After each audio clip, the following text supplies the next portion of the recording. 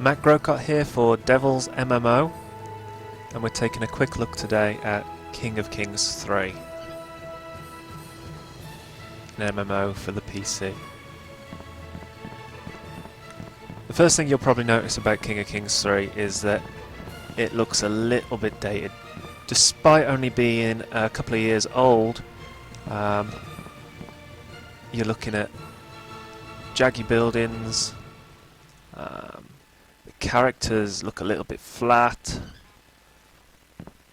and you know, it's not up to par with a lot of MMOs that came out at that time that were free to play and that continue to come out.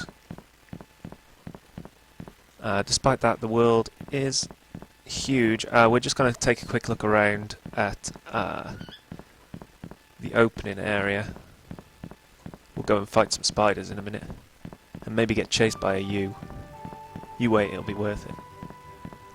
Quests in this game, if I can actually find one, are a little bit dry.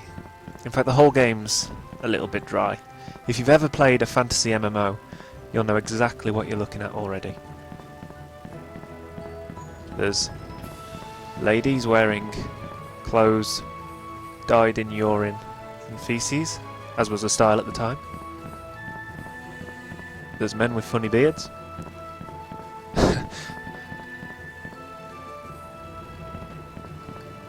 And you know, bits of the game look pretty good. You know, you're not going to take screenshots and stick them on Facebook. Why you'd do that anyway, I don't know, but you're not going to be getting too excited about it, but there's times that you'll look around and you'll go, actually this isn't too bad. And then you look closer and you see that that looks like the wings are coming off.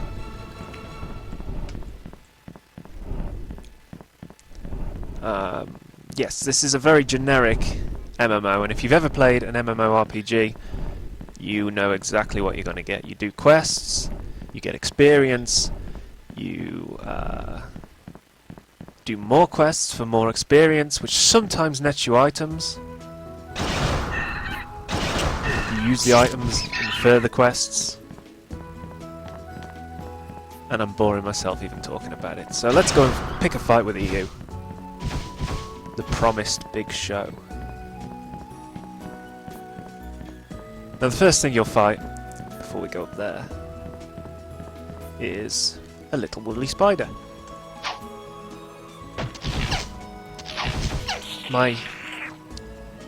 The net sum of my interaction with that battle was pressing a single button on the mouse.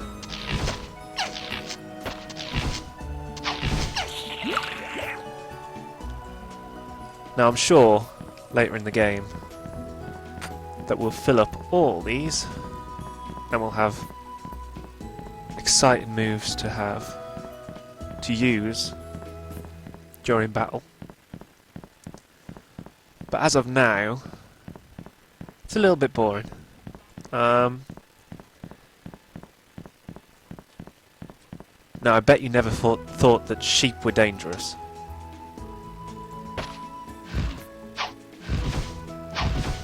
Yep, miss. His health? My health.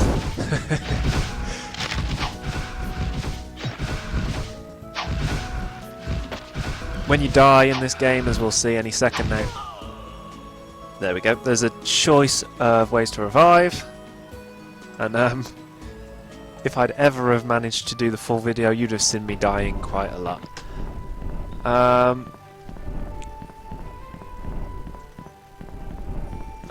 There's quite a large area to explore in the initial few hours of the game. But to be quite honest, you have to stick to the quest path. If you go any further, if you stray off the beaten path, if you explore at all, there's a good chance you're going to die. And that's a pity, really, because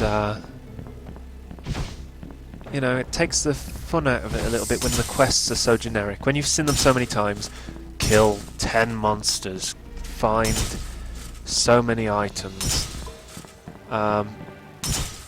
In that situation, you're not going to want to follow the quest path. And it's not a fault of this game necessarily, it's a fault of the genre as a whole, that's how they have to be built.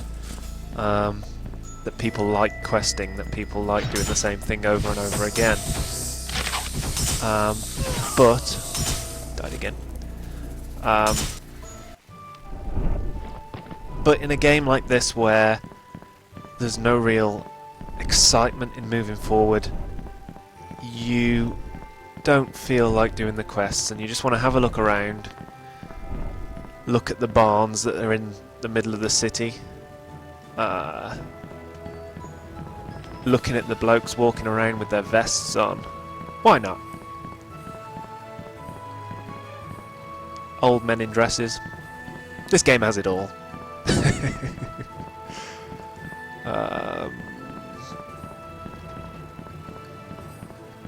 And if let's see what quests we've got on. Spider meat. Okay. And presumably, I'm not 100% sure, but presumably this is a translation of a Korean or at least an Asian MMO, and it hasn't been translated especially well. I mean, take a look at this quest description. It all makes sense, but it's so long-winded. It goes into every little piece of detail, and to be quite honest, most people don't even read the quest descriptions. They go through, they see there's something to click it, and it takes you there automatically. Which is, I suppose, a pretty good feature if you're doing something else at the same time and you just want to click on out. I have no idea where this is taking me. This is as close to this game that this game comes to a twist. The excitement of seeing where the autopath takes you. It's a tree.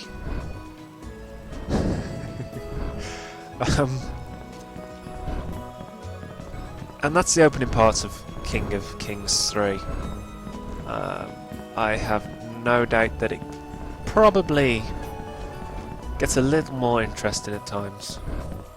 And you certainly see a lot of people around. I mean, not so much today, but having previously played it, I can say that it's quite a popular game.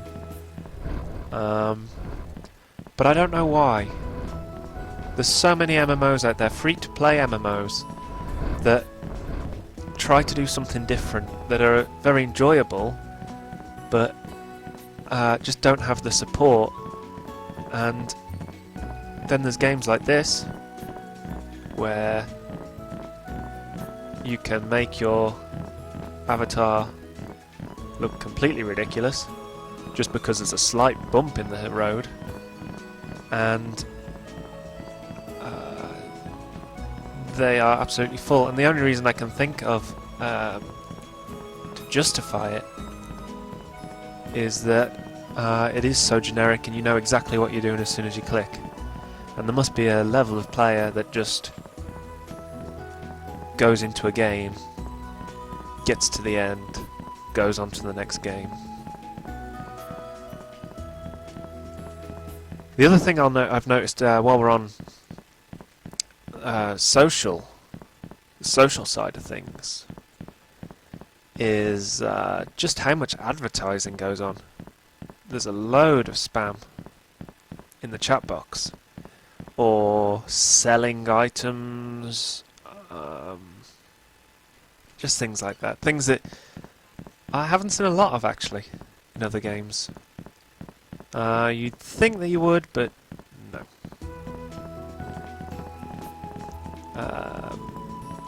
And I guess now's as good a time as any to stop. I'll stand by Driftwood, the bar manager. Good looking fella. and Devil's MMO, King of Kings 3. For the full review, check on over at the website, where I'll go into more detail on just why this game isn't that good.